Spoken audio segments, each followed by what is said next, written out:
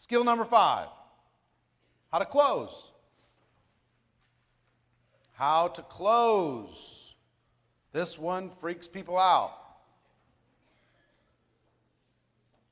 For the professional, closing is a natural byproduct of following up. You're going to follow up. You're going to ask some questions. Attempt to close. If you can, fine. If you can't, next exposure. You're going to go from exposure to exposure to exposure to exposure, condensing them as much as possible. Your goal is education and understanding, not getting someone. You need good posture in closing, which takes a little bit of work, and you need to ask good questions. You need to ask good questions. Got it? I know I went kind of quick. How the pros approach it. 1, they are emotionally detached when they're in the closing process. They're looking to help a person make a positive decision for themselves. 2, their goal is education and understanding. 3, they are extremely assumptive. They're genuinely shocked when a person doesn't want to join. They're like, what, really? They're just assuming. Their language is assuming.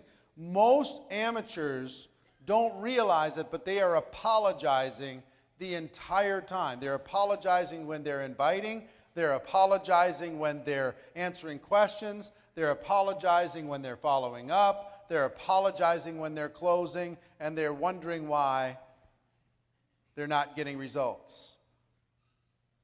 They're apologizing all the time. Think about your language and your posture. They also know people are joining them. A lot of you are saying, hey, come check out my product. Some of you are saying, hey, come check out my opportunity. But you know what leaders kind of say? In addition to that, come join me. Come join us. Let's do it together. 1 + 1 adds up to 5. 1 + 1 adds up to 10.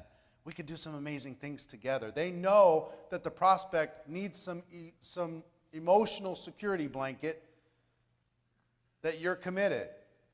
You can't just, they have to have some belief in you, like Mike said. They have to believe that that leader is going to be somebody that they can respect and that they can do business with. They don't have to be exactly the same as, but leaders know that people are joining them. And leaders are always prepared. When it comes to closing, you see somebody after a presentation, after a meeting, and they got a prospect who's interested, and they're like, where's my stuff? Do you have one of those brochures? Do you have a CD? Do you have an application? Do you have this? Do you have a product sample? I don't have. Amateurs do that. Professionals don't. They're just ready. They got their packets. They got their products. They are good to go. Always prepared. And they ask great questions. They just ask great questions. So let's talk about those questions. Immediately after any exposure, I'm going to give you a few questions. There's a lot of questions that you can ask and you can go after. I've found that if you can reduce them down to as few as possible that everybody does on the team, it's better for you. Amateurs say, hey, what did you think? I said that for years. I was confused why I wasn't getting good results. Asking what did you think invites the critic. What did you think? Well, it invites the objection.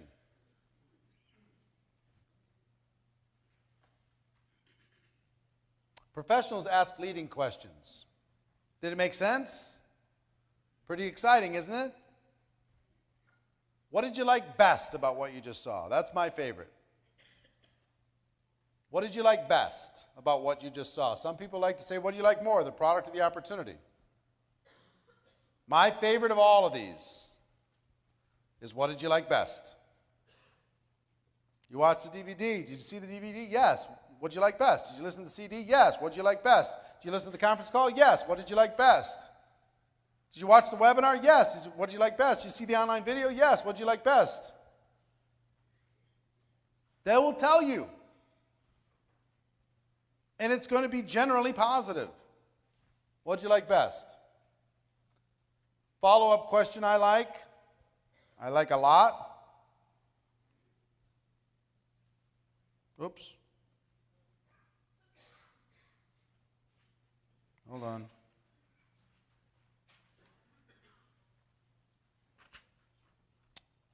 This one's missing. But here's the question. Follow-up question I like, on a scale of 1 to 10, 1 being you don't have any interest in, 10 being you're ready to get going right this second, where are you? Where do you see yourself?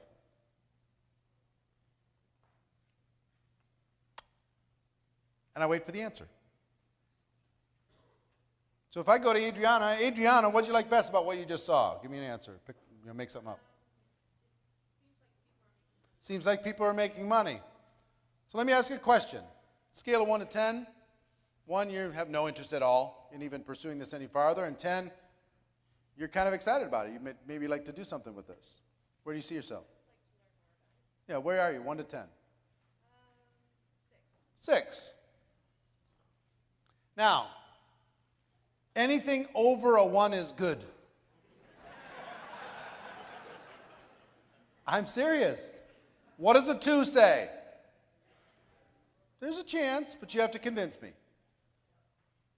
There's some work you got to do before I'm ready to pull the trigger here. I've got some serious doubts, but I'm not closing the door. 1 closes the door. So if they say a 2, you just say, well, what can I do to help you get to a 3 or a 4 or a 5? Well, I need to know more about the product. I need to check this thing out. I need to see if it's for real. I got to do this. I got to do that. And then you just set up the next exposure to do that. If they say a 6, 7, 8, and they say it with a little bit of energy, I go right into a 4-question process that I've used for 20 years. This little 4-question close at the end of an exposure will get you more results than you can even believe. And it's learnable. All of you can learn it. Question number 1. Based upon what you've just seen, if you were to get started with this company on a part-time basis, let me ask you this question, Adriana. Based upon what you just saw, you said you're a 6 on a scale of 1 to 10. If you were to get started, just hypothetically, on a part-time basis, about how much would you need to make per month in order to make it worth your time? About $3,000. I don't say, hey, would you like to make $10,000 a month? I don't say that. You'll be surprised at how low these numbers are when you ask people. If you were to get started part-time, well, how much would you need to make in order to make it worth your time? Well, $500 a month, $1,000 a month, $2,000 a month, whatever. Okay? Simple question. Questions in the book, too, so you'll be able to take a look at it any time. Number 2, Adriana, about how many hours a week could you commit to developing that kind of income?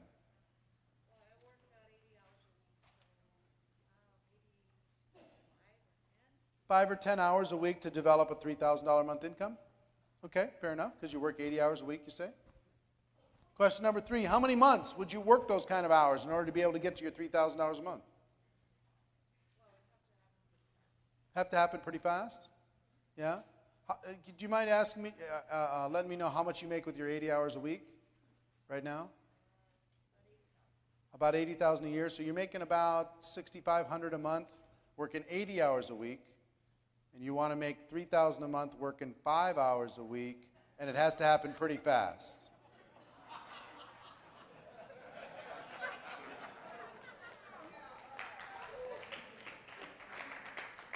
I just want to be real with you. We might need to adjust some of those expectations or something, I'm just trying to understand where you're at. You know what I mean? I want to help. Okay? So how many months would you be willing to commit, 5 to 10 hours a week, to develop a $3,000 monthly income? 9 months. 9 months. Fantastic. So question number 4, if I could show you how to develop an income of $3,000 per month, working about 5 to 10 hours a week over the course of the next 9 months, would you be ready to get started? Sure. Now, how do you show them? You pull out your compensation plan, you give them a little game plan that shows them how to be able to get that kind of income, which every one of you should be able to do. Not hard. You got to get X number of people. You're going to, to this rank, get to that rank, make these different things happen. You work out a game plan. 5 to 10 hours a week is how many 15-minute blocks? 20 to 40 15-minute blocks that you could spend over the course of a week in order to be able to develop that type of income. You can put together a game plan, make that happen. All right, I'm excited for you, Adriana. This is going to be fun. Okay? So I'll start over, and I'll use Albert here. Albert, based upon what you've just seen, if you were to get started with this thing on a part-time basis, about how much would you need to earn per month in order to make it worth your time?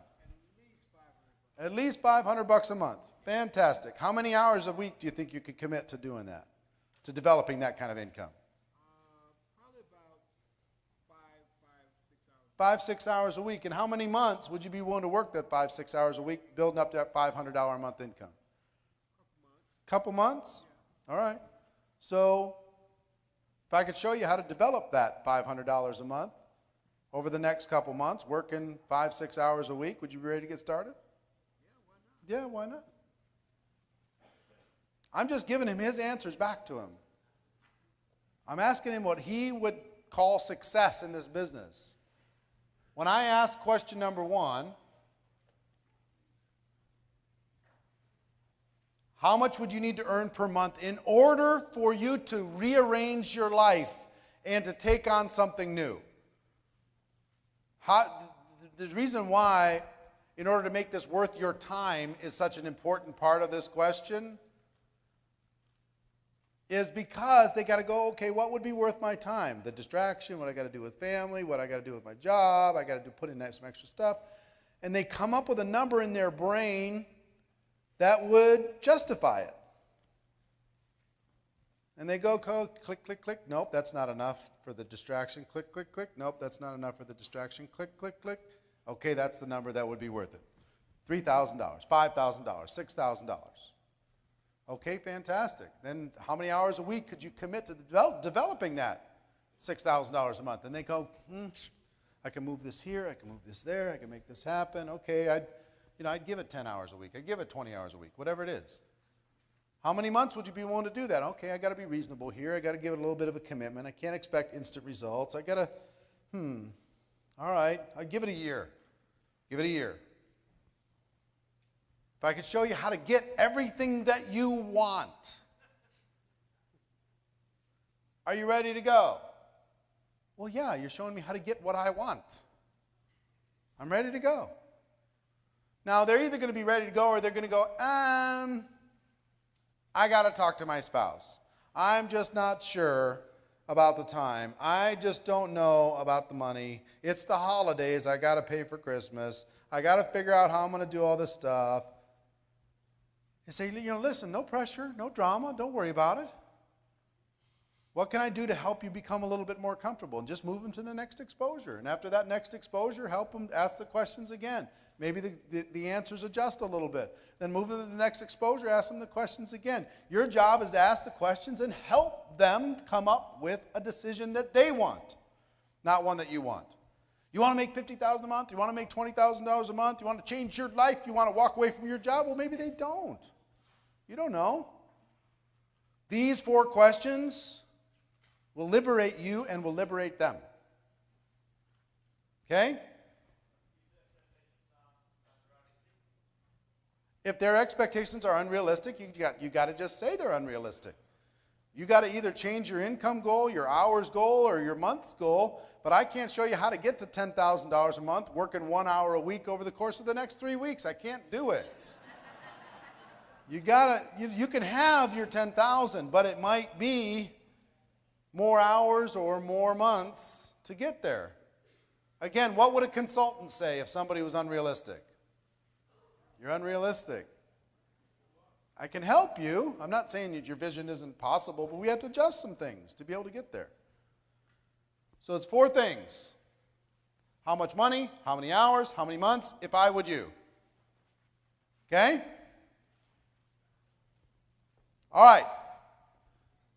Here's what I want you to do. Make a quick note in your, quick little outline in your notes.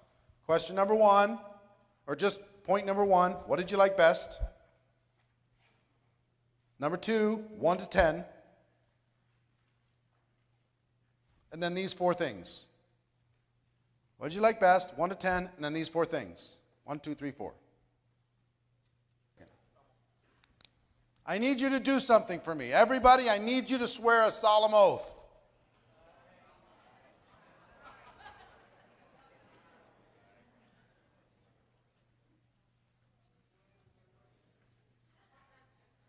This word needs to go away. I don't want you talking about the industry of network marketing anymore. Let it go. Erase that word. And I'm going to tell you why. If you replace that word with profession, the ripple effect in your organization will be so radical and so massive you won't even be able to measure it. Talking about our industry does one thing, but when you talk about our profession, the profession of network marketing, the career path of network marketing, this is a group of professionals, not just a group of people stuck in an industry. Let go of industry. Throw it away.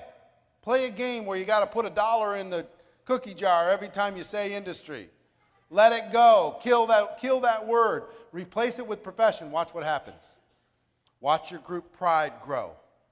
Watch the aspiration of people to become professional grow. Let go of industry. That's become pervasive in network marketing, and we need to be focused on our profession. Why did we start Network Marketing Pro in the first place? To try and raise the level of professionalism from this little backstreet hucksters to a real career. So the skills that I'm teaching you today are about career skills. They're about profession skills. The amateur just throws a bunch of stuff up against the wall, sees what happened. The professional says, I'm going to learn how to find people with unending ability. I'm going to learn how to invite them and teach them with a process that's simple and makes sense. Direct, indirect, super indirect, 8 steps. If I were you, I'm going to confirm it. I'm going to follow up, do what I said I was going to do. If I get questions and objections, I'm ready for them. I know exactly what to do. Question, story, story, question. I'm good to go. When it comes to closing, I'm going to ask 6 questions. Did it make sense? See what I'm saying? What else did you learn in this process? Any other distinctions? Yeah.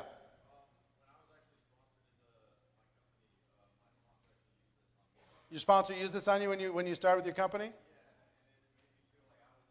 Gave you ownership. Made you feel like you're in control. Sure.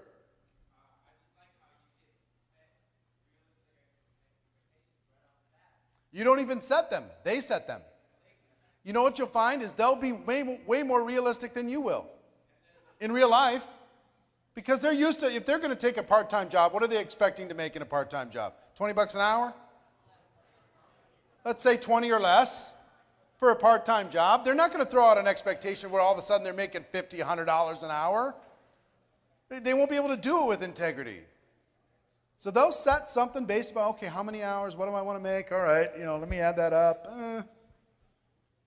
If you could show somebody they can make $50 an hour, which they can make in network marketing, $250 a week, working 5 hours a week, they can do that. That's doable, right? Most of them won't believe you, but yeah, question or insight, yeah. If they give you anything that's unreasonable, say, look, I'd love to help you, but one of your numbers needs to change. You got to change the number of hours you're working. You got to change the number of months. You got to change the amount. And like I said with Adriana, she told me she was working 80 hours a week to earn $6,500 a month, but she wanted to work 5 hours a week and earn an extra $3,000 a month, and it had to happen fast. I was like, what? How long did it take you to build up to your $6,500 a month working 80 hours a week? How many months did you give that? No, I know, but you just made it up? No, I just made it up. Okay. She just gave me an example. Okay, fair enough. The cross-examination of Adriana has concluded. I'll leave her alone. Sorry. What if you're at like a home meeting or something, you've got a group of people that you've just gone through this, and so do you go through those 6 questions? I wouldn't do it with the group. This is something you do individually. Somebody doesn't. This is a personal thing. you're going to be asking people for their own personal path. If I've got multiple people at the end of a presentation, I'm going to say, look, let's set up a time for each of us to talk. And when we talk, or I pull them aside, and let me ask you a couple of questions based upon what you just saw. What'd you like best? Based upon what you just saw, 1 to 10, off we go. Yeah. What if you're talking to somebody who's a veteran of the industry and has experience making 30, 100,000 a month, and they know that where they've been, they can do that. So, and your company, it may not. She's asking, what if you're talking to a veteran in the industry and they're not sure if your company can deliver on their expectations? Just have to have an honest conversation. There's two kinds of companies in network marketing, or many kinds, but there's the two extremes. One company, you can make a lot of money up front and the residual is very low and it takes forever to develop. Other companies, there's a lot of residual from day one and it takes longer to be able to develop your income. And there's everything in between. There's no right, there's no wrong, but you just got to ask a person what they want based upon their experience, et cetera, et cetera. Everybody pays the same amount. It's just different kinds of compensation structures based upon different immediate gratification, delayed gratification, more residual, long-term passive, or less passive and get more money up front. Who knows what's right, what's wrong? Everybody makes their own decision. Okay? So just have the conversation. All right, one more. After the 4 questions closed, when they were not ready to go, Yep. I felt extremely comfortable rolling right back into an if I were you at the next 2. Yeah, exactly. You felt very comfortable if they weren't ready to go, just moving them if I would you to the next exposure. Do you see how these little hooks, you have a little if I would you that you can fall back on no matter what. You've got a little question or story that you can fall back on no matter what. You see what I mean? Just some structure, some little structure. Now, we just did one exercise on this. How many people feel significantly more confident after one exercise? What if you practiced that and taught that in your trainings, and you spent 10 minutes teaching people how to help the person make a positive decision at the end of an exposure? 10 minutes. Would that impact your organization? Could you create a video on that, put it on YouTube, have people watch it? On each one of these skills? Could you, when this book comes out, make sure people get the book and they study that one chapter that's probably 10 pages long? That covers all of the psychology of how that thing works? Sure. A few bucks.